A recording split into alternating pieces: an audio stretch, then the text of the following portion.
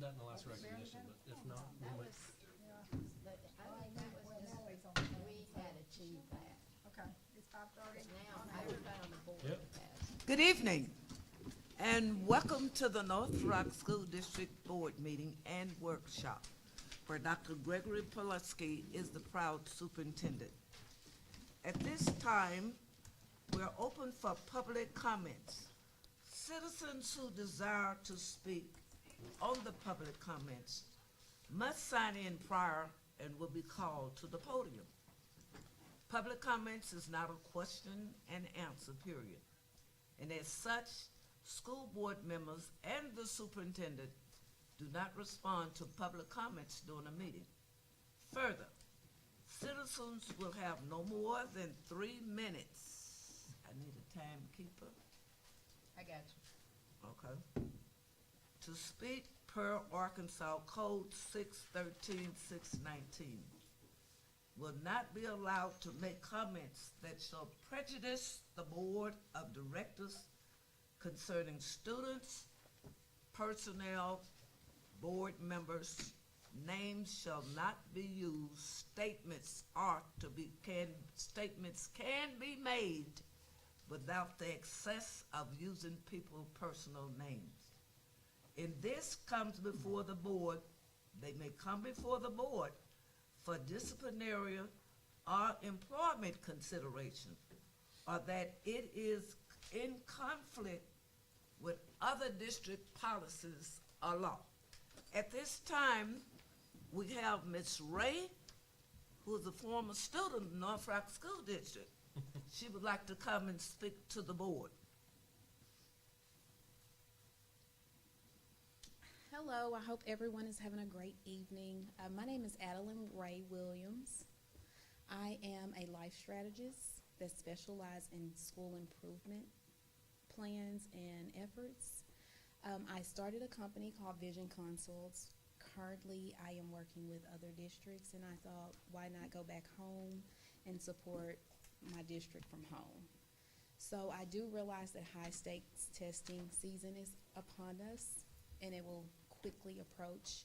And so I just wanted to leave my business card and my pamphlet or brochure for the board members. And I know you all are in touch with administrators and other educators as I provide professional development and just student support services. So nice to meet everyone, and I'm Adeline Ray Williams Thank you. with Vision Consults. Thank you. And thank you so much, Ms. Ray. At this time, we have Mr. Jimmy Caven of North Rock by way of Conway. Hang on 1 second. Get my clock back up. Okay. Ms. Williams, before every meeting, you read a statement regarding Arkansas Code 613-619, which is not true. You state that per the code, citizens will not be allowed to make comments that shall prejudice the board of directors concerning students or personnel matters that could come before the board for disciplinary employment consideration that is not in conflict with district policies or law. That's just a plain lie.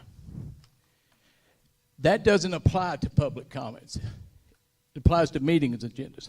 Here's what Arkansas Code 613-619-2A actually says. At least 5 days before a regular monthly meeting of a board of directors, the superintendent shall notify the president of the board of directors of all written requests to be placed on the board agenda.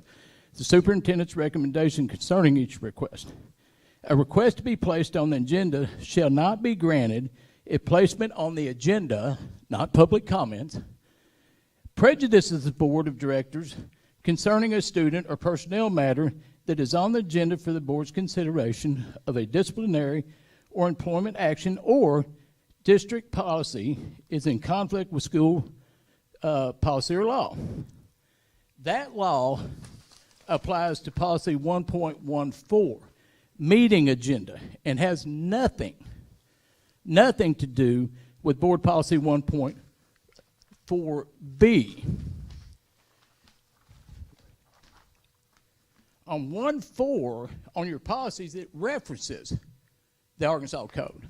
On 1.4b, it doesn't reference it because it has nothing to do with it. A portion of, in fact, it reads, a portion of time will be set aside at each board meeting to receive citizen input. During the established time, individuals or delegations may state their ideas, concerns, or proposals to the board. Citizens will be heard on any topic, whether the topic appears or does not appear on the agenda. Because you don't like what someone is saying, you want to violate their civil rights and shut down their free speech. Now, I'm going to send you, all of you this in writing tomorrow so that when you get sued and go before a judge, you can't say you don't know. You can't violate people's civil rights just because you don't like what they're saying, and it has nothing to do with that Arkansas code. The district is a disaster and in dire straits for one reason. It has a dysfunctional Kool-Aid drinking board, and for the most part, have their lips pressed solely against Superintendent Greg Pulowski's butt. That's facts, not fiction.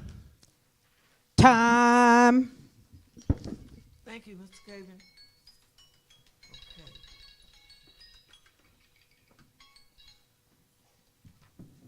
Okay. At this time, I officially call this meeting to order. Would you please call the roll, Ms. Colquitt? Ms. Williams? Here. Ms. Walton?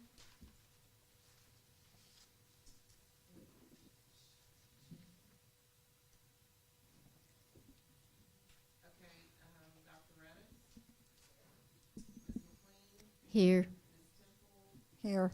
Person West, and Here. Dr. Skill. Okay. Executive closed session. Executive closed session per the North Rock School District Policy 1.14, stating that private or closed discussion by the board may occur as part of a regular or special school board meeting. Executive sessions may be held only for the purpose of considering employment, appointment, promotion, demotion, discipline, or the resignation of an employee, or to discuss matters of pupil punishment if requested by the parent or guardian, legal guardian. No resolution, agreement, or motion considered in the executive session shall be legally binding unless the board reconvenes in a public session and presents the item for vote of the membership. Further Code Title 25, Chapter 19, Section 106, 2C states, the specific purpose of the executive session shall be announced in public before going into executive session. Please join me in the executive closed session for discussing the following matters: employment, appointment, promotion, demotion, discipline, or the resignation of an employee.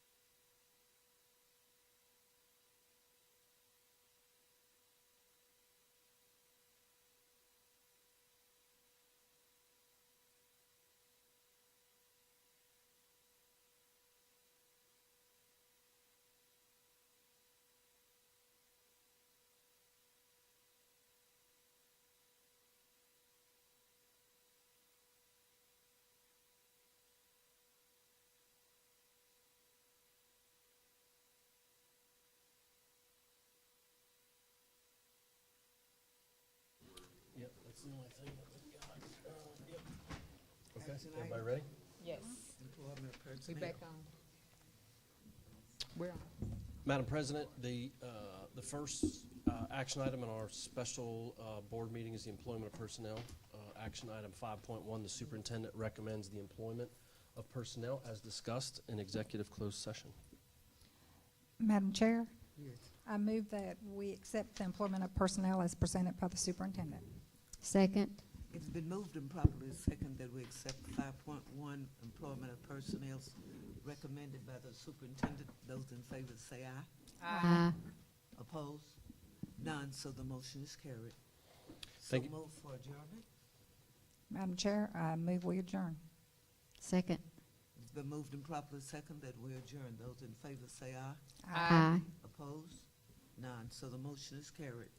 Thank you, Madam President. Members of our Board of Education, we'll go right into our workshop. And the first workshop item is our personnel policy changes per the 2023 legislative session. If you remember, back on November 2nd, Mr. Smith presented a whole host of personnel policy changes as it relates to the 2023 legislative session. I know many of you, and I've been with you when you've attended ASBA trainings, and you've got a little bit of an overview. And one of the areas that you had a lot of questions about was about employee contracts, terminations, and so we've invited our Chief Legal Counsel, Mr. Jay Beckett, here to answer any questions or just engage you in a dialogue, as this is all new for everyone as we move forward. So, Mr. Beckett, welcome. Mr. Thank Smith. you. So basically, Board, as Dr. Paluski alluded to, we feel that the best way to go about this conversation would be to start and the employee renewal. One second. Mr. Nannon, can you go to slide 8 for me? It'll be employee renewal and termination 1. That's where most of the board's questions were whenever I presented this information first, and so we feel it would be best to start there, and I'll let Mr. Beckett take it away if the board has any You said slide specific 8? questions. Yes, ma'am. Okay. Sure. So, fire away, board members. What questions do you have about the LEARNS Act provisions regarding termination? I think at the time I had questions as far as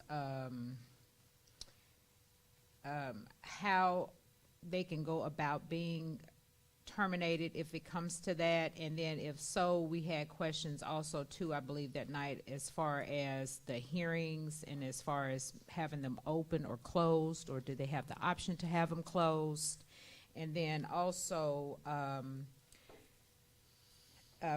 how do they go about, notifying of the hearing, and I think also too, time frame.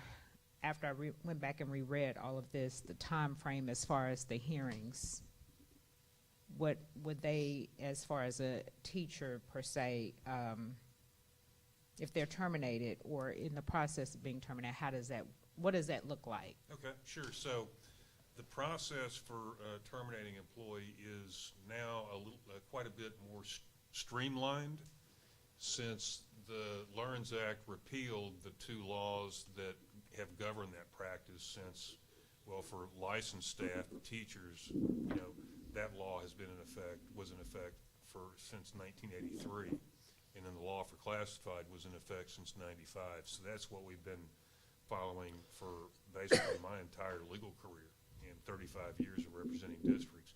Now the process has been somewhat streamlined in that with the repeal of those 2 laws, there aren't a lot of specifics in the new law. And so what we did was we worked with Lucas Harder at ASBA to help develop policies, because previously, policy 3.36, which governed the termination of licensed staff, and 8.31, which governed the termination of classified staff, those policies were basically just one sentence, refer to the law. Well, now there's no law to refer to, so we developed new replacement versions for 3.36 and 8.31, which provides some basic process for both the employee and for the district to follow when terminating employees. So the new policies still provide for the superintendent to issue a written recommendation that lists reasons for the recommended termination of the employee. It provides, now what's different is those termination notices are now more akin to an expulsion recommendation, where the student's parents are told that the student is recommended for expulsion, and the board meeting is on such and such date at such and such time, and that's when the board will take up the recommended expulsion. Now it's the same with terminations. As long as that board meeting is more than 10 days from the notice, then you can have the termination hearing at the next board meeting. And if the employee shows up, they can challenge the recommendation. If they don't show up, the superintendent can go over the recommendation in executive session with the board, and then have the board come out and vote on whether to accept, reject, or modify the recommendation in some way. The hearings are still going to pretty much look like they always have. If the employee shows up either with or without counsel and challenges the recommendation, we're going to have a hearing where, an administrator, presents the reasons for the recommendation. The employee has a chance to cross-examine that administrator, and then the employee has a chance to present to the board about why the recommendation should be either rejected or modified. So the hearings themselves are still going to look the same. There's no requirement anymore that we have a court reporter. It's up to the board about whether or not we have a hearing officer. That still might be a good idea in some cases, especially when we know that the employee is going to show up with counsel, but no requirement for a transcript anymore. There's no provision for the employee to appeal directly to circuit court like the teachers have the right to do under Teacher Fair Dismissal Act, but the hearing itself is still going to look pretty much the same. And we've already had a few hearings already under the new law and the new policy, and it's pretty much gone the way it was under Learns, just without all of the requirements that were in those statutes. No right to a private hearing as well. Did they answer your That's a question? good point. The law requires that personnel hearings be public, so an employee doesn't have the right to request a closed hearing, which is gonna, if you've got a case that's dependent on, because maybe a student was mistreated by a staff member, we're gonna have to take precautions to maintain the confidentiality and privacy of the student. But we've dealt with that before. Okay. Mr. Baker, I had a Ms. quick, Temple, I'm sorry. excuse me. No, I just had a quick question of that. The board still can, in a hearing, go back and discuss in closed session? Correct. The And- board can go into executive session to deliberate and reach a decision. And is the superintendent now allowed to go back a part of that, or no? Well, that's not addressed in the law or the policy, but our advice would be that the superintendent, because you're an advocate for the recommendation, Gotcha. it wouldn't be fair or be due process for the employee if the advocate for the recommendation was in executive session, but the employee was not. Gotcha. And just to clarify too, Mr. Beckett, effective May 1st of 2024, we can have legal counsel in executive closed session? That is correct. Ms. Temple? Well, that was going to be my question too, because I was under the impression that we couldn't even go to executive session to talk in private, that it was going to have to be completely open. You still can, Okay. yes. Okay, Ms. I'm just trying to see McLean. some sort of timeline how this happens. Is this process where the superintendent makes a list of names of people that are going to be rehired? And how's all that playing out? When does that start? Yeah, that's going to be totally different. It's, for years we would tell superintendents and boards that, you don't have to do the kind of the mass blanket renewals of contracts. It used to be like in February, all administrators would be brought to the board for renewal, and in March, it would be the licensed teachers, and then in April, it would be the classified staff. And, you know, because we had laws in place that provided that contracts automatically renewed, you know, there was no need to go through these mass renewals. Well, now, with teacher fair dismissal and the law for classified employees being repealed by LEARNS, we're back to where boards are now going to have to, you know, the superintendent's going to present all employees that are going to be renewed, present them for renewal and a vote of the board. Employees that are not going to be renewed under the current law and the current policy that changed with LEARNS, those employees are not going to get the right to request a school board hearing on their non-renewal. They're just entitled to a letter informing them that their contract is not going to be renewed for the next school year. Okay. So, Excuse me. I'm sorry. You through? Okay, Ms. asking a question off of what you just said, and I'm just asking this back to make sure I understand what this looks like. So you have a list of A teachers that are gonna be renewed. Yes. A list of B teachers that will not be renewed. The list of B teachers, they're just gonna get basically a letter in the mail to say, you're not renewed this year? Yes. Okay. You self-second thought on that? I mean, it's just a little different, but, you know. Yes. Right. It's I'm a- very just when I was learning how to advise districts on teacher fair dismissal, they repealed the darn law on me. Oh my gosh, that could be ugly, okay. Yeah. Okay, Mr. Beckett, Yes. Yes, ma'am. you got a question, Ms. Temple? Okay, I'll wait on you. You first. All right. Well, so I'm assuming this means we're gonna have to start much earlier. I'm talking to you, Jacob. That's like March, April? So, as I discussed with the board in the presentation, the first step that needs to be taken is that the PPCs need to approve the appropriate policies. Once we do that, then we will be able to gauge our timeline. Obviously, earlier the better. We want to communicate with all of our employees and be proactive in regards to this process. But yes, I mean, it would be my ideal goal in HR, if the appropriate policies are in place, that we have a working version of this list before spring break. I mean, that would be the most ideal. But Okay. that's just in my mind. And then my next question would be just like if enrollment's down, so we just don't need as many teachers, that is a good enough reason that we could non-renew? We don't need specific reasons to non-renew? Correct. Okay. Summarize. Although the caveat with that is, you know, we're still subject to, you know, anti-discrimination laws, disability, age, gender, race, and we're advising districts that if you're not going to renew an employee's contract, we still need to have legitimate non-discriminatory reasons why we're Right. not renewing the contract. Right. Okay, so summarization of this, Act 237, Mr. Beckett.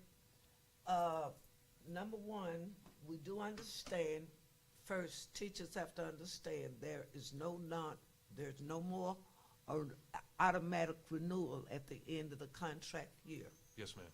Then I was reading somewhere that there were three things the board, if we want these teachers back, how does HR, what is the responsibility of HR of getting these names to the board? The board will have to vote on it, right? Yes. Okay. How do we have to get all the names? Oh, this is going to be a lot of work for somewhere. But anyway, I'm trying to get an For me, ma'am. understanding. Teachers that you're not renewing, how early would you have to give a recommendation so that it would be going out, they would get? That's what I want to know. You're not going to renew a particular teacher. How early should she get a notification knowing that she will no longer be in the system? And with that thought now, remember, documentation should have come from whomever is the supervisor. And if there's no documentation, it didn't happen. So it can come to us as a board that the person be done. So go ahead and give me that timeline if we know we're not going to renew their contracts. Yes, ma'am. I don't believe there's any statutory requirement as far as the timeline goes. And as I stated before, we will have to depend upon our PPCs to pass these policies in order so we can go through these processes. But it would be just good practice and respect to our employees that anybody that will not receive a renewal will obviously be communicated with prior to the board receiving the final list, which consists of the three items up on the board: the same contract with no change, a contract with less duties, or a contract with more duties. Okay, but that's not really a good answer for me. Okay. If I was being terminated, I shouldn't hear the termination in May that I'm going to be fired, okay? I shouldn't hear it. Seem like that has to be, if you got enough documentation, but at the last minute, to me, school is out May 31st, and you're going to give me a termination letter, but give that person an opportunity, maybe they can go somewhere else and look for a job. That's what I'm saying. Yes, ma'am. Once we have the appropriate policies in place, like I said, we would want to have the list, or at least a working version of the list, before spring break, which means everybody that would not receive a renewal would have been communicated with prior to spring break. That So sounds good. Now, that's my better, goal. because that gives that person an opportunity. If they're not competent teaching, they can find a job somewhere else. Now, on that statement, did you notice the superintendent to recommend termination? We got the right opportunity to a hearing. We know that. Yes, So that's down pat. yes. Now, where's the next slide? Did anyone else have any suggestions on this one? Because he has the slides that we had the questions on. Okay, I just had a right comment. here. Excuse me, Okay. you first. I just want to be clear in my mind and for employees to know this will have nothing to do with like a RIF policy. Is that correct? Well, If someone's being terminated or their contract's not being renewed, It's two different, yeah, that's my comment. It's There's two different, things. distinct actions. The way I'm looking at it is that now a termination is almost something that is severing your employment for cause immediately based on some adverse action by the employee or something of that nature. Pretty much like we would have a termination hearing. Now, whenever we culminate to the end of the year, because our contracts no longer roll over into this renewal process, now it is a manual task for the board to renew everybody. There is no partial non-renewal, there is no non-renewal. There's only renewal. And so those are the two mechanisms the board has in place now. We renew at the end of the year in the renewal process. We can terminate mid-year for cause of an adverse action. so do we still have reduction in force that can be used Yes. though? Yes? Yes. Yes, that's actually in here. Yes, ma'am. Reduction of force criteria that's changed. And LEARN's changed how reductions in force look like, what they look like. But Dr. before we go there, I just want to clarify with that. So, and just clarify if I'm correct. You could not receive a new contract for the upcoming year. That doesn't mean you're terminated. Correct? Correct. So termination is one piece, and then you're just not being offered a contract for the coming year, but you're not terminated. You're just non-renewed. You're terminated. You or do not non-renewed. receive a renewal. Yeah. Yes, So you ma'am. have two categories, That's right. non-renewal or termination, and they're two separate actions? Yes, ma'am. I don't want to say non-renewal because non-renewal was a mechanism we had. Now it's just renewal because of this manual but those are the two processes, renewal and termination. Okay, this is act, so the public can understand. This is not the board. This is a new legislative act. That's number 237. The legislatures passed this, not the North Rock School District. And we are going to follow the guidelines that they have presented to us, and that's why we have Mr. Beckett present to make sure that we're following what we're supposed to do. Next statement that you're coming in, Mr. Smith? I would just, is the board done asking in regards to the renewal and termination process so we can move to the RIF process, if that's what Ms. McLean wanted to have a conversation about?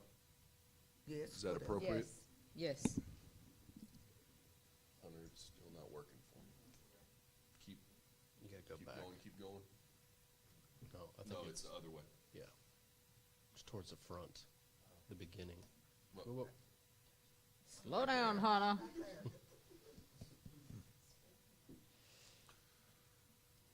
Reduction in force?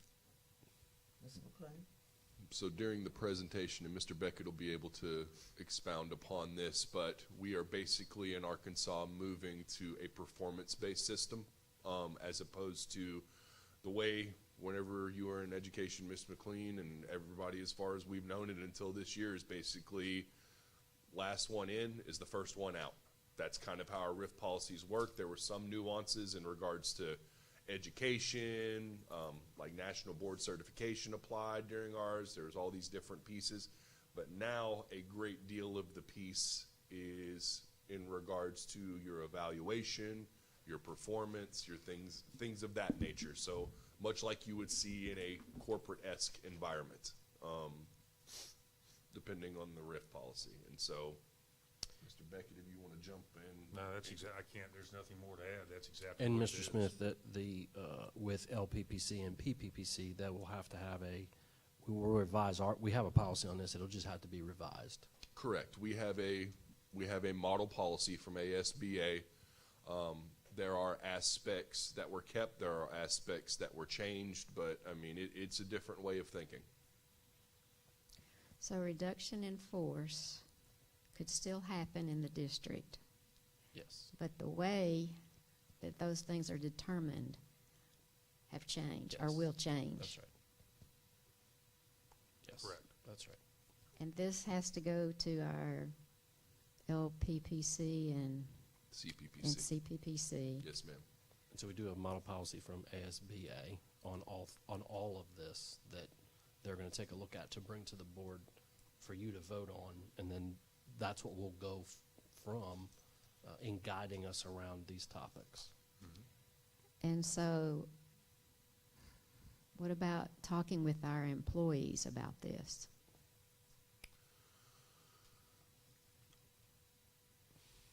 So are you asking me talking to our employees about this in regards to seeking input or just informing? Informing and Informing. Our goal is that our employees, I know not everybody watches the board meetings, but we're presenting the information here on the forefront. We're also going to go through our process of the PPCs. And so that is their mechanism internally to Share garner information. feedback, communicate, do all those different things. Dr. Paluski also has his teacher advisory council. I'm sure this will be a point of conversation and things of that nature. Once it rises to the top, then we have our check and connects with our principals, which will take it at their faculty meetings, make sure everybody's informed. And so we've got a multitude of different avenues of communication that we use. And we put out my In Touch, In Tune, my HR newsletter, whenever those new policies come out, and Ms. Colquitt helps us get them on the board docs and everything else. We'll link it and we'll communicate and we'll do everything we know how to do. And we'll share them in information memos. Every Correct. time there's a change in policy, we'll make sure we put those out too. I like that because we need to be doing those things and give the employees a chance to ask questions to either their principal or directly to y'all if they have questions, because in the next few months they'll need to be asking questions. If they have a question, they need to be asking questions about these things so that they're clear. Yes, ma'am. And before this presentation was ever brought to the board, it was shared in the same manner with both PPCs and the model policies and with the executive team, and with the principals during a principal's meeting. And so we But have we'll already continue. been proactive is We'll what I'm continue trying to say. communicate. You got to hear things multiple times. That's Sure. right. Okay, on page 9, would you go to 9, please? Okay. Employees' contracts automatically end at the end of the contract year without the board's action. May require multiple lists of employees to be brought before the board for renewal to cover different scenarios, such as employees recommended to return with no contract changes, employees are recommended to return with greater duties, and employees recommended to return with fewer duties. And this has to be, when you do a contract, Mr. Smith, you'll have to document these new terms in that. You will return with greater duties, because you can't give them a contract and then tell them later on, we got something else for you to do. Okay? Yes, ma'am. And with fewer duties, you don't have to say that everybody enjoy having less work to do. But what I'm concerned about is this one little line, Employees Act 337, it explicitly says employees can be recommended to return with greater duties, more work than what they were doing before, and return with no contract changes. Okay, that's understandable. Okay, Ms. Temple? Well, I read that as like stipends, that this is how you would adjust. Someone isn't gonna do something, so they'd be losing their stipend, and someone else is gonna do it, so they'll be getting a stipend, but is there more to it? There's nuances in it. I don't want to speak in finance, but yes, that's the way I interpreted it as well, is that for the most part, I've applied to be a football coach. I was never a football coach before. Going into the 24-25 year, I've got my teacher contract and I've got my additional stipend to be a football coach because I applied for that job and acquired it through our hiring process. Haven't we had something in the contracts that says that you will do duties as appointed, or I don't know how it reads? Other duties as assigned, those are usually As the last assigned. line in a job description. Yes. So, don't those two things kind of say the same thing, this greater duties, or, I mean, it could mean that, Yeah. and that last line in the contract. some language there I was just reflecting on is it says may require, and it also says these are scenarios such as. So it seems there's up to interpretation of how we internalize that. But to give you an idea of the different types of lists that would be presented to you to approve. Okay. Mr. Beckett, would you go to page 10 and explain that, please? Is it duties as mandated reporters, ma'am? Is that the one you're looking at? Duties as mandated reporters now, so Early teachers renewal. and administrators, everybody can understand this. Because That's 11. previously, I don't know how it's been handled. That's what I was asking. Yeah, I mean, this is, we do training on this every single year. When we go back to school, it's also within our contracts that all of our employees are bound to understand what our policies are. We've done a lot of training on this. But what this changes is about an anonymous report to the child maltreatment hotline. And I do believe that they've made this easier because it's more electronic now, where what we've had to do is fill out or fax in a form. They've just made it more user-friendly to be able to report. Correct. You gonna answer the question? The superintendent answered it. The superintendent answered it. It just eliminated someone's ability to file an anonymous hotline report about child maltreatment. So that means if a teacher know about something, they can no longer do anonymous things. They gotta give their full name and address and all of that. That's correct. That's what I'm talking about, clarity. Yes, ma'am. And just, you can no longer fax nothing, you have to talk. Allows the Well, submission. they have an electronic, you can submit it via computer now, but you Okay. have to include the name, address, and Yes. telephone number. But the information itself is still confidential and private with DHS.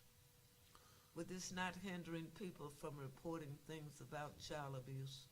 I don't think so, because there's a legal obligation. It's Yes. it's a crime to not report child abuse Yes. if you're a mandated reporter. And the law also expanded the definition of who is a mandated reporter. So pretty much everybody's a mandated reporter now in a school system. Any And- other questions from the board on this segment? What were you gonna say, Jacob, real quick? I was just going to communicate that the way we train our staff is to use the online system so that there's a paper trail. We found that things sometimes in phone conversations aren't as clear, and so we like that in writing paper trail communique, so that's what we're recommending. So we have timestamps and all the above. I see that as covering yourself. Yes, ma'am. And and this new law says that we give parents, mothers, expected mothers, Acts 2:37 again, up to give 12. How many weeks do we give now for maternity leave? We don't. We don't, ma'am. So this was an unfunded mandate by the state. This was communicated to the board last year. We originally thought that it was a requirement, but basically the way this was written is that in individual districts that provide this type of maternity leave to their staff, which I'm not aware of anybody that provides maternity leave as far as my colleagues in the bigger districts, especially not in central Arkansas. There's now a cost sharing with the state is what this act enacted. The state is responsible for half, six weeks of the 12 weeks, and the district is responsible for the other half. But we do not participate in this. It's not compelled. We don't have to participate. No, in it. ma'am. It's an Okay. unfunded It says piece. right here, you can opt Yes. if you decide to, that OPT word is a key word. So, but you're saying that's a no, just clarity. Right. That's Yes, all. ma'am. Oh, okay. Anything else? Did you all look through this to make sure, Dr. Paluski had requested? Yeah, Mr. the, Booker? as far as the mandated reporter component, I wanted to, I guess, I've never seen the form actually online, but, I just would hope that, being that it's not an anonymous component, that doesn't deter people from speaking up or speaking out if they know something. We all know there's several harassment components that can go along with that. And I would hope that everyone would, if they know of a child or a student that is being abused or neglected, whatever the case may be, because abuse can come in several different forms. But if they are, just make sure that they still remember everyone's a mandated reporter in the school district, and make sure that they put that component in writing. And unfortunately, some people just don't want their information out there, and I can understand why. Right. That online stuff, it don't bother me. Whatever. If that's what you like to use your time for, that's on you. But, I just hope that particular wording doesn't deter people from reporting abuse. Okay, last question. Did I have, it's number 3.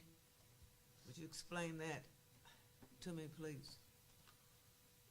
The personnel contract return? Yes, ma'am. So there used to be a 30-day requirement embedded in law for us to communicate to our employees. That's how long they had to return their contract. That is no longer in place. The recommended policy from ASBA is still using that 30 days. That seems to be the recommend. Everybody's used to that.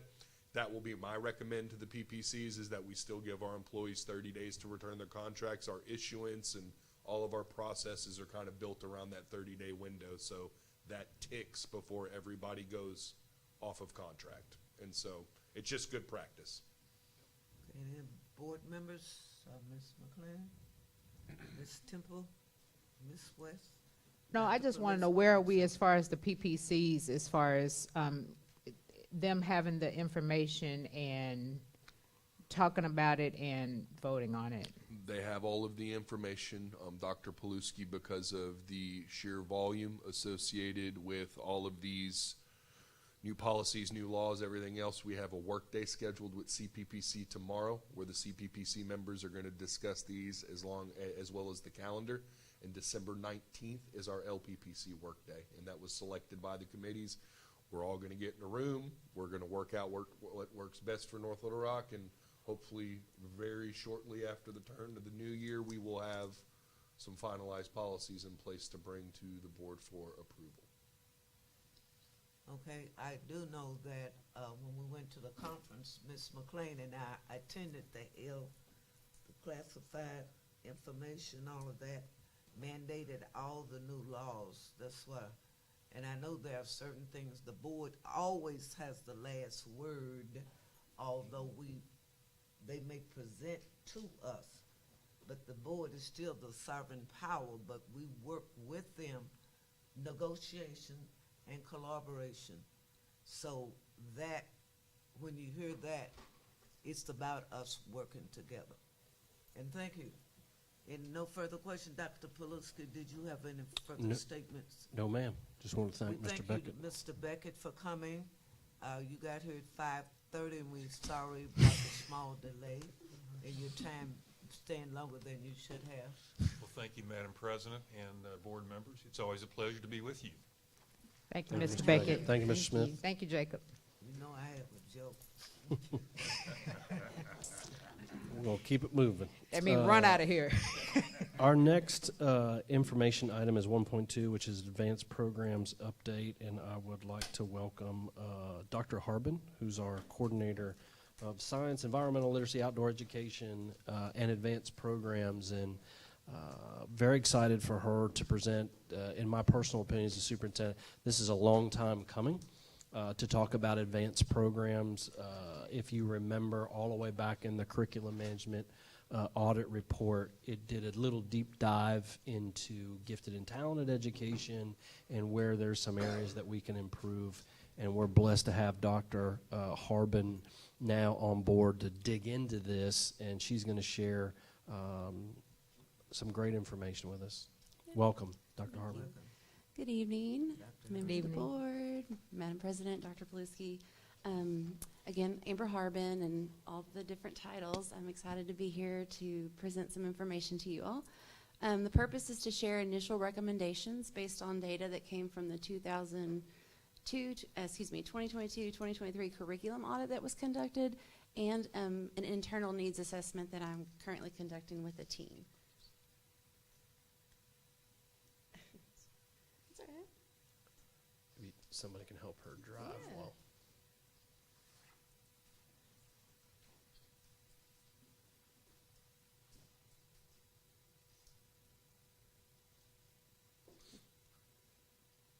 We might need a new one. All right. Okay, so again, stated the purpose there. And before I jump into the data trends, I just briefly want to share. Recently, I came across an article that I think provides a lens to why we're looking at our advanced programs within the district. This was from Valerie King, who's the director of the AGIA Council here in the state that's gifted administrators. And she entitled it Improving Student Growth for Advanced Learners. And so she reported that findings from a national survey of teacher practices indicated that advanced learners receive approximately 7% of a teacher's daily attention. So we take that in a 360-minute instructional day, they're receiving about 25 minutes of attention from teachers. And a lot of those reasons, it's not a blame game. It's not blaming teachers. Educating a child is complex and dynamic. But I think oftentimes there's stereotypes that those advanced learners will achieve, and they're okay on their own. And we fail sometimes to recognize that they too deserve a year's worth of growth and not just stagnate. Because over time, if they are not grown, provided opportunities, nurtured, enriched, they will stagnate and they won't perform to the level that they're able to. So another kind of thought that I've heard recently is, we spend so much of our time in education to get students to average. And let me be clear, I'm not saying anything that we should take away any of those focuses to support those learners that need those extra supports. But just think about if we spent the same amount of resources and energy on our advanced learners, taking them to the next level, we would really be doing a lot to move students. And so that's just kind of the lens that we're looking through when we're trying to think about how we can improve the program in the district. So you can see the percentages here. This is the trend for the last couple of years. There's an industry standard of around 10% identification, but the Department of Ed of Arkansas does not require a certain percentage, so they leave that up to the district to decide what percentage of students they want to identify. So again, based on recommendations from the curriculum audit. Okay.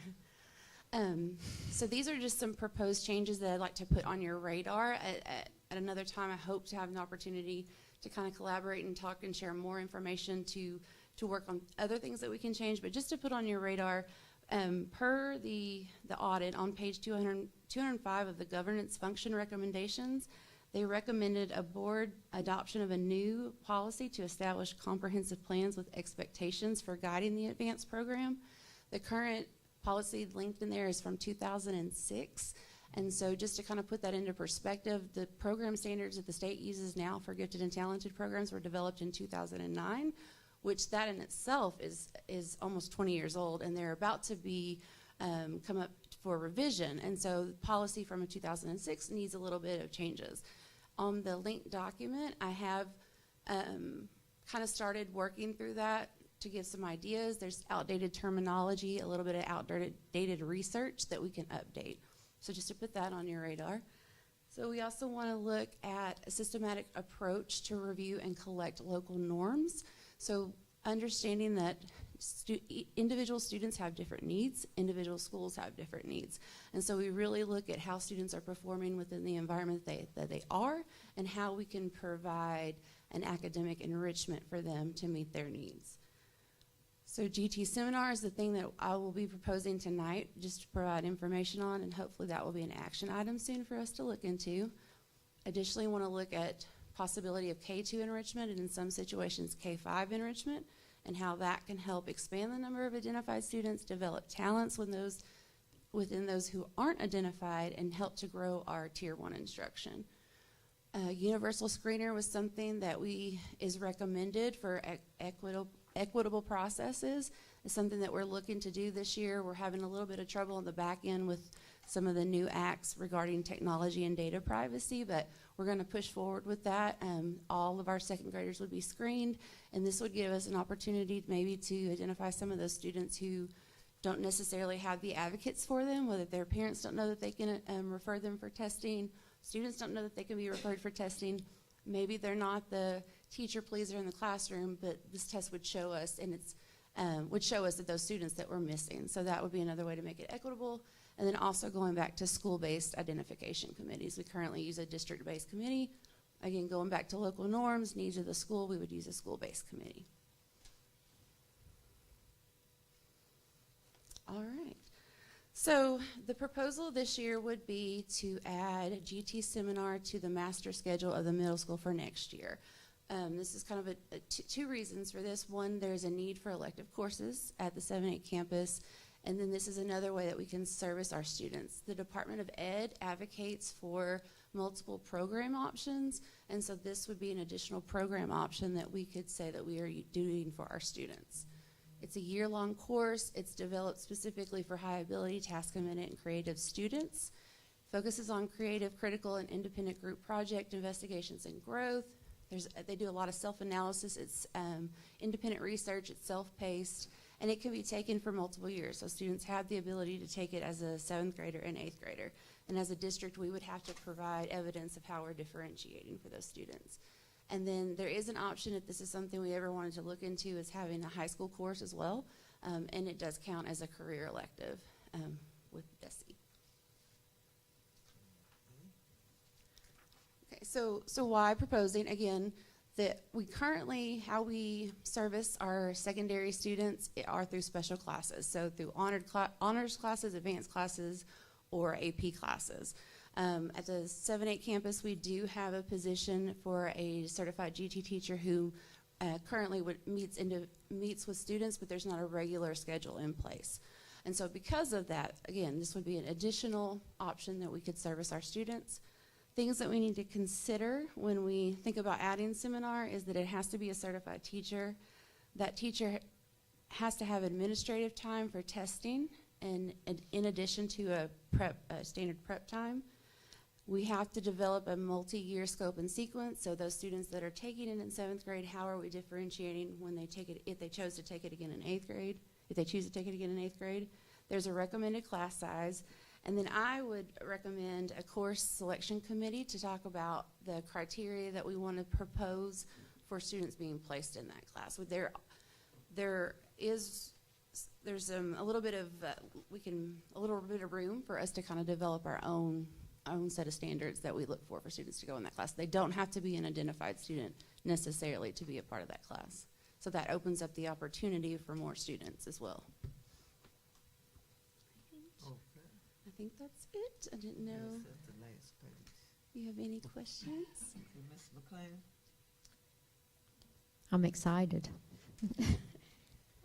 I like these ideas that I'm seeing here, and I hope you do move forward with this soon so that we can start working on some of these things for our students that we know need this, and they need that differentiation just like any other student that needs differentiation. Yes, ma'am. Thank you. Mrs. Temple? Thank you for sharing that. I have a question. I'm not sure if you're the one who would answer that, but why don't we take kids and put them in a class together that are higher achievers and children that aren't, that need more attention? Why don't we sort our kids that way in the classrooms? I was told legally we can't do that, but it just seems to make sense that it seems like everybody would win that way, but. Sure. Yeah. And so, Dr. Pelosi, feel free to jump in on this. There's a fine line, I think. So cluster grouping is an option that's similar to something that you're referring to, but there's a fine line between that and then where it goes into what they consider tracking of students. So we just have to be careful, I think, on that. Now, again, cluster options are a service where you would cluster students together with high ability students together within a classroom. And then school within a school is another service option where it can be a class of all identified students. But again, it's more complex, I think, than that. And there's research that kind of supports both sides of the issue. And I am happy to look into that more and provide more information at any time. Ms. West? I don't necessarily have a question. I'm glad that you presented this to break this down as far as shedding some light on the GT students. And I'm also glad to see that we have, particular programs that are geared towards that and their needs also. So not necessarily questions, but kudos to you, and I thank you for your presentation. Thank you. Okay. Dr. Hartman? Hartman, yes, ma'am. So nice meeting you. Yes. Now, I would like the data for you to get to the superintendent, the grades, and the number of students that are in our gifted program. Yes, ma'am. And that way, we'll know next semester if any have been added or taken away. It's since we're on data-driven here in the district, we've learned this word so well. Showing the data would certainly be impressive. And also, would you explain to me what is environmental literacy? Sure. Yes. So to your first point, I do have an infographic that has all of that information of as far as numbers broken down by demographic, gender, ethnicity, grade level, schools, and so I can make sure to share that and that we get that in your hands. And then also the curriculum audit has historical data in it as well. That's possible to be accessed, and so, but I will make sure I share that broken down data. And if I would, Ms. Williams, I think what we could do, Dr. Harbin, is get with Dr. White, and we could put that in your next weekly board report for a specific overview. We have it in just real time. She'll summarize it, give you some links, and we'll put that in the curriculum innovation design section of your weekly board report. Outdoor Environmental education. literacy. Yeah, so environmental literacy and outdoor education, I'm really passionate about those areas and really looking forward to eventually getting to work on those. And right now, K-12 science and advanced programs is keeping me pretty busy. But so when we think about environmental literacy, it's about encouraging students and educating students on how what we do as everyday citizens impact the environment. And that can be everything from our attitudes towards conservation and urbanization and urban sprawl. There's multiple facets to it, but it's all about educating on the environment, becoming more involved in the future of the planet. Dr. Harvin, very good report. Thank you. Enjoyed it thoroughly. And the advanced programs, when you make your report, could you give me cite some more things for me? Sure. Yes, ma'am. And Dr. Paluska said that when we get our weekly report, we'll have that. Because I'm certainly interested in, if we have 8,000 students, how many students are really involved in our GT program? And that to me would be fascinating, because one day I certainly would like to see we have some national merit students coming out of the North Rock School District. Yes, ma'am. And so again, thank you for the report. Were there other comments or questions? No, ma'am, I have nothing. All right. Thank you, Thank you. Dr. Harvin. Thank you. So nice meeting you. Yes, ma'am, me too. Thank you. Thank you, Dr. Harvin. Madam President, members of our Board of Education, our next item is 1.3, which is the Arkansas Teacher Residency Apprenticeship. And I will welcome Mr. Smith, our Executive Director of Human Resources, and Dr. Nickerson, our Director of... School Effectiveness and Literacy Enforcement. There you go. Better know your title. Yes, it's long, it's long. Thank you, Madam President, and the board, and our Superintendent, Dr. Paluski, for allowing us to address the board today regarding our Arkansas Teacher Residency Apprenticeship. Along with Human Resources and myself, we're always looking for ways that we can make sure that we're recruiting and retaining teachers. And so if you look at the map, in North Little Rock is central, and you see it's the red. You can barely see it, but we're right there in the red. So we're tier 1 as it relates to just having the priority 1 for teacher shortage. So that has to be a priority for us. And so when we came across this program, we thought that it would certainly be something that could help us recruit and retain teachers. And this presentation, Dr. Nickerson, that you're showing the board and the public is from the Department of Ed. Yes. And I think some of our board members actually saw this presentation at one of the conferences that we attended, I believe in Tampa, if I'm not mistaken. So I think they have some context. Oh, good. So it's Teach Arkansas. And so what it allows you to do is essentially when you have paraprofessionals or teacher's assistants, or you have students that may be in that last year a residency in their teaching program, then we are allowed to pay them a teacher's salary, and then they come on board, and we continue to coach and develop them into effective teachers to make sure that, of course, that they have they'll have that experience working in our district and in our community and working with our students. And so it's a great opportunity for us. It's different, and I'm going to keep going, but I didn't want to read from the slides. The reason why that we need this model is because, of course, our teacher shortage, the affordability of it. We are able to partner with the Arkansas Department of Ed, and so in terms of funding to support coaching for these teachers, it's provided, and so that's a good thing for our district. And it's an opportunity for teachers to work in the field while they're still working on that last year of their residency. And it's also great for our paras who have been working with us, and we can give them the opportunity to teach and learn at that higher salary, and then we will be able to retain them. So the Arkansas Registered Apprenticeship, the qualifications, you have to be enrolled in in college coursework. Will be given preferential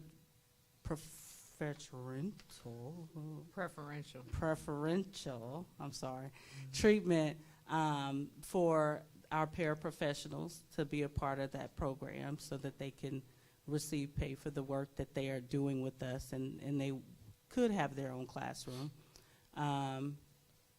And, okay, I'm going to go to the next. I'll skip that. Some of the benefits, of course, is we will be able to build a pipeline of candidates for us, because we know we're always seeking teachers, great teachers.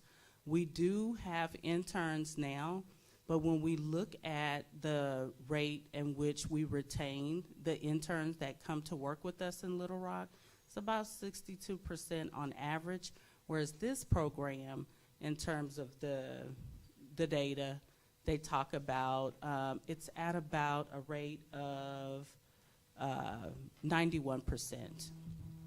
And so we want to make sure that, of course, we've chosen the best program. So if we can retain at 91%, that will be much better for us, because we get to keep our teachers. The flow of funds, the Office of Skill Development, and the DCTE, the Division of Career and Technology Education, those funds will flow through, and eventually we will, they come to us in terms of stipends, so that we can give stipends to master teachers to support the apprentice teachers that we will be bringing on. We will also have to agree to a memorandum of understanding, which means we will have to assign them a master teacher, a mentor to support. So in addition to the memorandum of understanding, we will also have to agree to collect data, so that we can use that data to make sure that the program is working effectively. And those apprentice teachers will be evaluated with tests, which is how we currently evaluate teachers. And Jacob, I'm going to turn it over to you. Thank you. Hello again, Board. Dr. Paluski. So, from my aspect of this, the conversation with the board is how is it going to affect the human resource aspect and the financial aspect of the district. And so these are the prescriptive wages that are associated with the apprenticeship program. Year one, you're required to pay them $15 for their first semester, $15.50 for second semester, $16 for year two, $17 for year three, and $18 for year four if they are not part of the residency model, where then they could go and actually become the teacher of record. So an apprenticeship is still going to be functioning under this master teacher, almost in what we would call a comparative paraprofessional role, learning the aspects of being a teacher under this model. And so you can see there is a tuition reimbursement side available too for year three and year four for our paraprofessionals or other individuals that are in this model, so that they can be having their higher ed paid for while they're also working for us under these associative rates. The educator preparation program, so UCA, A-State, all of these different institutions of higher ed, this is what they have to do. They have to basically go through an approved preparation program by the state. We must have an MOU. support apprentice by providing response to intervention and data collection with our education service cooperatives through Rapids, and I'll go into that in a minute. Districts must, this is their responsibilities. They identify journeymen. They do the employment of apprentices through HR. They provide progressive wages to apprentices and data collection with the ESC for Rapids. The ESC checklist, so the Education Service Cooperative, Archford in our case, they complete the MOU with DESE. They complete the MOU with the educator preparation programs, all the different institutions across the state, and they also complete an MOU with the district, which will come through Dr. Paluski and the board. What's next? The Arkansas Teacher Residency Apprenticeship Program. We would submit our application to DESE for approval. We would then start identifying apprentices and start identifying journeymen. The journeymen, as Dr. Nickerson said, are master teachers in this process, and I will go through what the ask is from the different CPPCs in just a second. These are our points of contact through the system that is provided by DESE at our different approved institutions. So that's just a snippet, but you can see all of the different points of contact. U of A Fort Smith's on there, U of A Little Rock, all the different institutions across the state has a point of contact in regards to this apprenticeship model. And then LEA Insights is going to help us identify potential master educators to support in this apprenticeship model so that they can be our mentors to our teachers. So Mr. Nannen, if you will go out of this. Because there is a pay associated with this, this will be brought to the PPCs. So CPPC will have to visit the rates of pay that are being communicated. Can you pull up the standard rates of pay summary sheet, sir? It's yes. Yeah. So CPPC will basically look at the scale that is on the bottom for semester 1, semester 2, year 2, year 3, year 4. And so with that being said, those are the different mechanisms that we will discuss. I have discussed this with finance. The way this will be funded from a district perspective is that we will use paraprofessional positions that are vacated to fund these different positions under the apprenticeship model. And so it's really just a relabeling of our paraprofessional positions, and they would be more supporting in a teacher educator role as they're working towards getting their degree and moving into full licensure in regards to our teachers. The $5,000 per apprentice, that is what will have to be brought to LPPC. The one thing good about this is what Dr. Nickerson communicated, is that this is grant funded. This will not cost the district anything. So a master teacher can earn up to, they can have 2 apprentices underneath them at any time, and they would receive $5,000 for each apprentice, and that would be funded through the Department of Ed through that mechanism that she communicated. And so that would be at no cost to the district. So it's an opportunity for our licensed staff. It's also an opportunity for our classified staff. And so I will bring these to the PPCs for feedback, and we will hopefully bring it to you in a more final form. So win-win, Mr. Smith. I'm hoping so. Absolutely. Does the board have any questions for myself or Dr. Nickerson? You just said what I was going to say, win-win. I like this a lot. This program is awesome. And we got it right here in Arkansas, and we need this. This is going to be great for our district. Mm-hmm. So is there a limit on how many of these you can have in your district, or? I would say as much as we can afford, as much as Mr. Brown will bless. Absolutely. As he just walked in.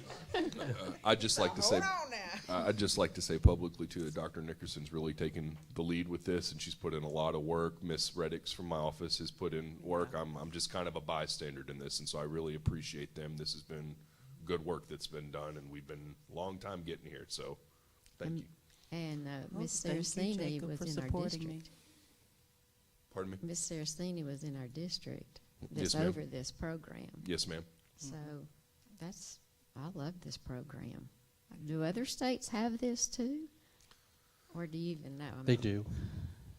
There I'll are just say they pipeline do. mechanisms. Yeah, they're You said different. it was presented at Tampa, so I would, This actual presentation by Dr. Saraceni presented Yeah, it it to was the hers. southern region, interesting. which includes. there were other people from other states in that meeting, and they were saying, can we get this in our state? So I don't know if it's everywhere or if the state just has to go out and apply for these monies from the feds. I don't know, but it's wonderful. Thank you for all the work you've put in to get us to this point. Thank you, thank you. Thank you for your support. Ms. Temple? Yeah, I love it too. But what I read, all of these, one thing I didn't see is, what's a time frame? How long can someone be going to school and teaching at the, I mean, what is? It's in their last year, so they have So- to be in their last year. So they're vetted, and they have to be in their last year of their teacher residency in order to qualify to be in this program, Okay. be an apprentice. So they would have 1 year in the program? Mm-hmm. Okay. 1 year. All right, thank you.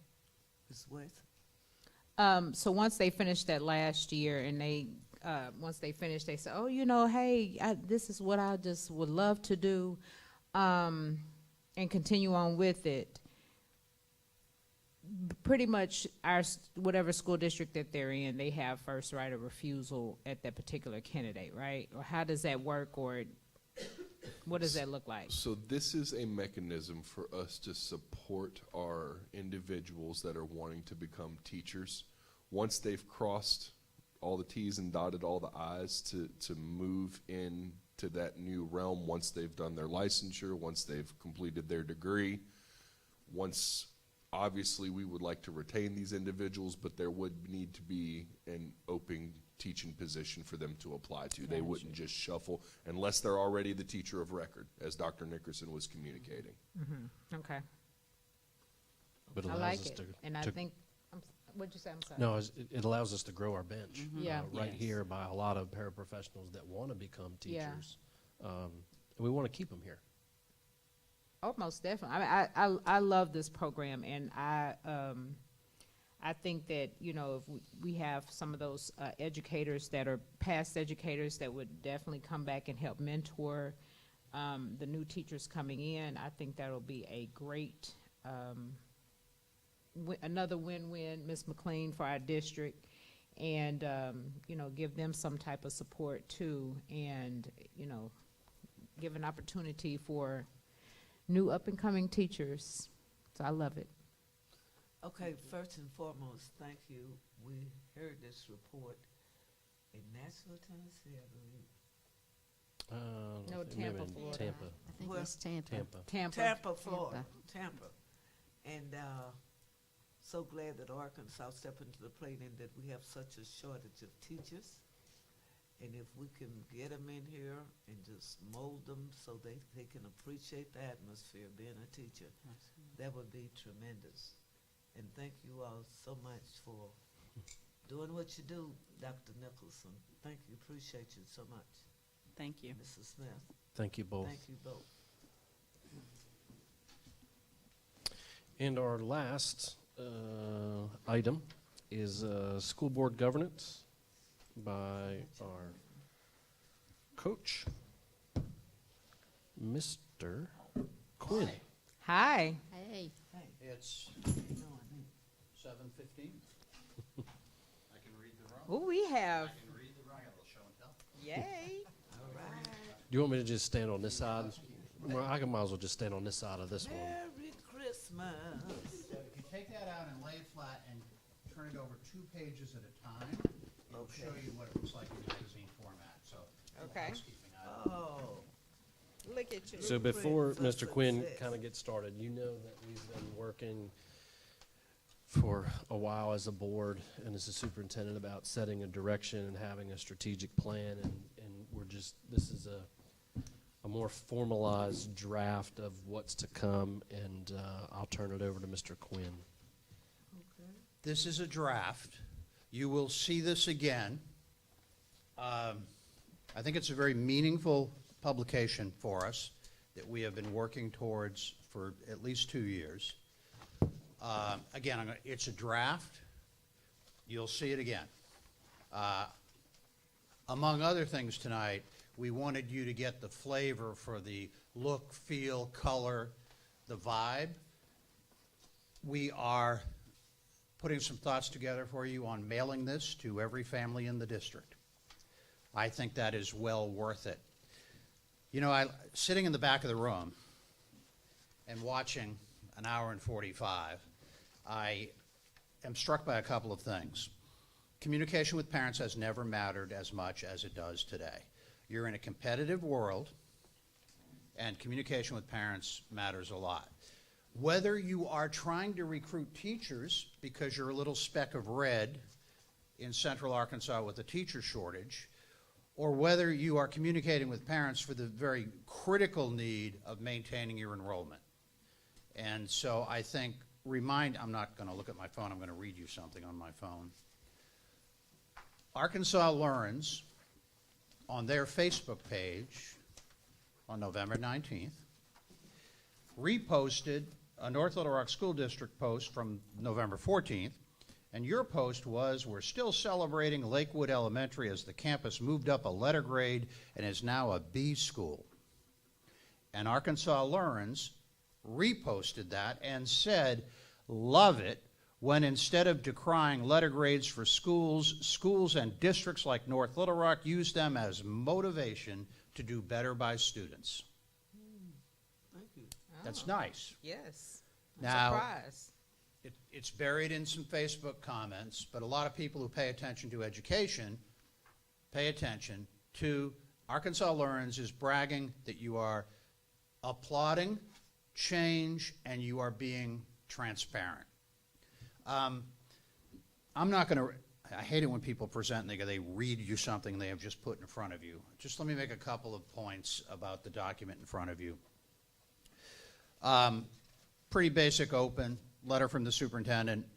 It has our new vision statement, our new mission statement, our new moral purpose, and our core values. These are pieces that we have brought to you individually and in sort of the development sessions we have done together. But tonight what you're starting to see is, I think, the culmination of a lot of work and a lot of changes you have made. The big thing I want to brag about in the back of this book is the goals for the long-term strategic plan, which we have a draft name on it, the 2024 Blueprint for Progress, and a subheadline, Transparency and Transformation. In the goals, you see the tactics under each goal. What you are doing there is putting today's number and where you want to be. Obviously, I'm biased because I've been hanging around you folks for 2 years. Very few school districts have the fortitude to say, here are the numbers. Here's where we're at today. We are dealing with our challenges. We are building a better district. We are willing to change. But most importantly, we're willing to send to every family in the district what our goals are and associate a number with that. It's easy to say we want all kids to be safer and have a safe learning environment and great teachers and great leaders. Absolutely, we can agree on that. But when you quantify it, and when you start to quantify things tactic by tactic, then I think you're doing something that a lot of districts are hesitant to do.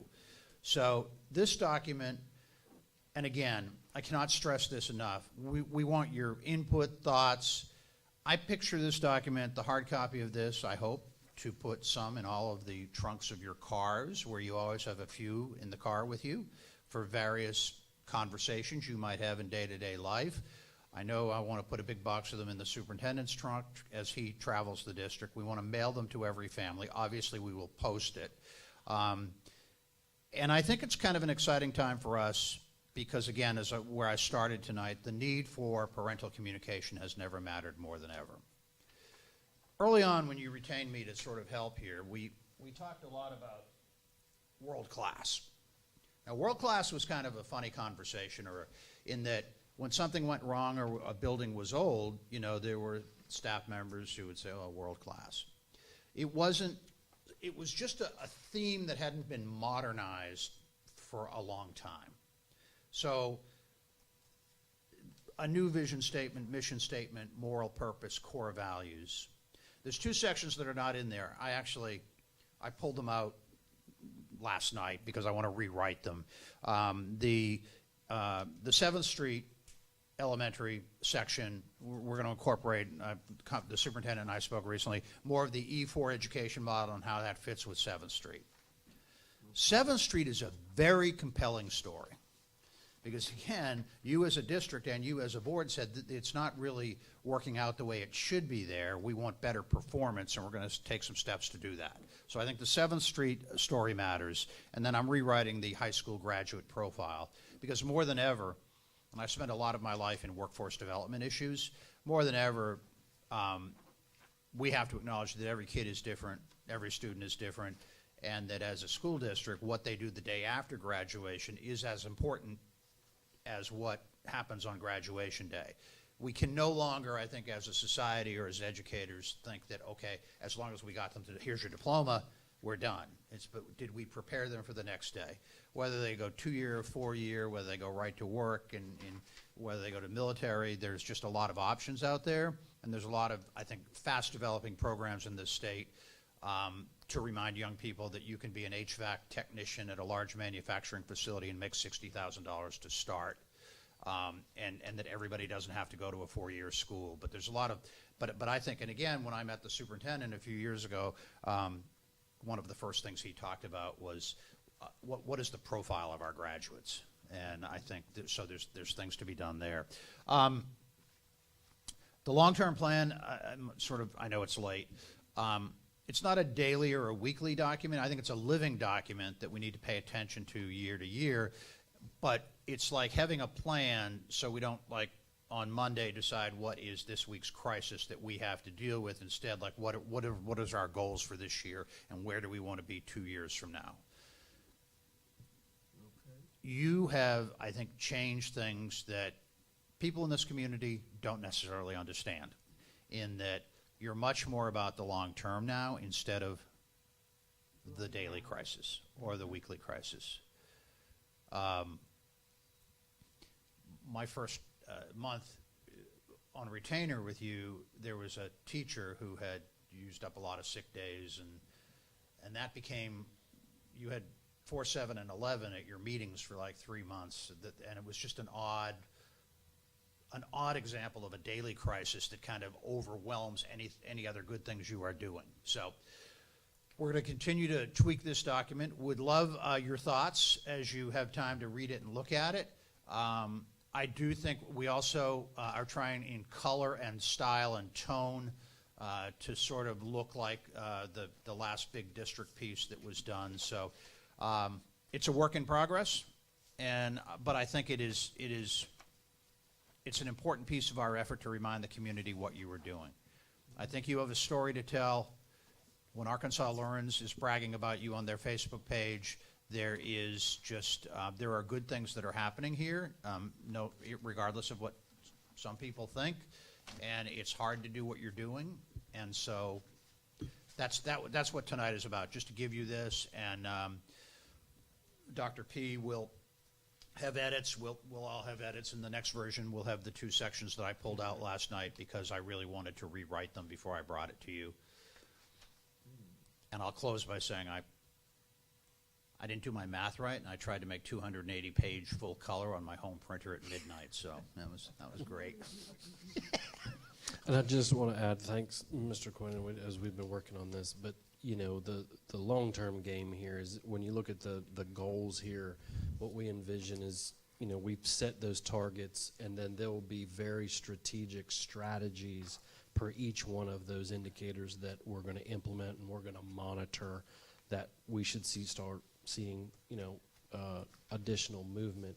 And then, you know, as one of my bigger goals is really aligning the entire organization to these goals. And it starts at schools. And I want to thank Mr. Quinn of our continual dialogue to get this, you know, and I remember a couple of retreats in February where we got into narrowing this down and just trying to keep it in front of you and, you know, keep it evolving and moving. So Thank you very much. Are there any comments or questions before we? Thank you for, Now, go on, I'm sorry. I was just gonna say, thank you for being encouragement to the board. I appreciate that. Well, and I just want to say, not many districts in the state are willing to put a document like this out with your tracking numbers. And that's not my opinion, but I just think that you're doing things here that people don't understand, and we just have to tell the story aggressively. Ms. West? No, I was just gonna say, I do appreciate you and your thinking outside the box tactics, and I love this rough draft of a graphic, and I like where it's going. Good. Thank you. You're welcome. And it will look prettier next time. We're still playing That's with it. okay. Hey, we take home printers too. Yeah, take it home and like when you have time, just Yeah. you'll have some thoughts. You know, we've been at the Arkansas School Board Association conference for a couple of days, and in at least 2 sessions, I've heard things like, we have parents that aren't looking at technology. We're sending things out and putting places on technology, and they're not seeing it. So maybe we need to be going back to direct mail. And so... And that's, I actually sort of came to the superintendent and said, could we consider mailing this? I'm a little old school. People look at their mail, if they see a bright piece from the district, there's a whole bunch of conversations we can have about how many of your families do or do not have adequate wireless and a laptop at home, and families are busy and they're trying to feed their kids and help them with homework and get them a bath and get them to bed and talk about tomorrow's dentist appointment. And I get a little skeptical sometimes that when a lot of different areas, they'll just find that online. So it doesn't hurt and it's a modest amount of money to mail it, to put this on their kitchen counter. I don't think that hurts. So you raise an interesting point. I don't think technology solves everything, especially when we're trying to care about some low socioeconomic families who don't necessarily have access to that technology. So let's try to reach them where they are at. So. Was there someone, was Ms. Temple? Ms. West, did you have something? I don't have anything to add. I was going to say what you said about being encouraging and all the work you've done. I appreciate it. Yeah. Well, I think this conversation has been held with the superintendent because about the technology thing, that although we got it, but even like the Arkansas Democrat Gazette, it lost a lot of people when they took away the paper. Mm-hmm. And I don't read my newspaper every day on my tablet because I'm accustomed to having a paper thing every morning. Yep. And I can see, I don't care how old you are, but technology doesn't appeal to everybody. Right. And I hope that our recommendation, Dr. Paluska's put out a superb book, and I thought maybe if we got that in the mail, hands on it, they can see what the North Rock School District is doing, because I know for a fact senior citizens, they don't get on there. We have to face the reality of North Rock, 62,000 people, but I think sometimes there's a good investment to let them know what we're doing, and thank you for that compliment and being supportive. All right. Yes, ma'am. Thank you all very Thank you, much. Mr. Quinn. Thank you. Thank you. Job well done. Okay, we don't have to dismiss on this. do we? Don't have to dismiss. Oh, is over.